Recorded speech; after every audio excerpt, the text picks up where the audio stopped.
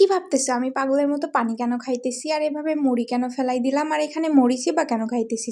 চলো তোমাদেরকে আজকে এই মিনি ব্লগটা শেয়ার করি। Hey lovely girls, welcome to my new videos.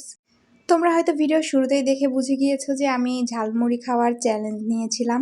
যেই মেয়ে তরকারিতে বেশি একটু ঝাল হইলে সারাদিন ভাতই খায় না, এই যে দেখো সেই মেয়ে আজকে মরিচ দেওয়া ঝালমুড়ি খাবে। মানে কতগুলা মরিচ এখানে দেখতেই পাইছো তোমরা। তো যেহেতু চ্যালেঞ্জ একসেপ্ট করছিলাম সেহেতু চ্যালেঞ্জ তো পুরা করতেই হবে। ভাই জীবনে এরকম একটু ঝুঁকিপূর্ণ চ্যালেঞ্জ না নিলে জীবনের মজাটাই বা কোথায় বলো? আমার তো খাওয়ার সময় অবস্থা প্রচুর খারাপ হয়ে গেছিল ভাই। আমি ভিডিও এডিট করার সময় আমার মানে কি বলবো, মাথাটা পুরো ধরে আছে।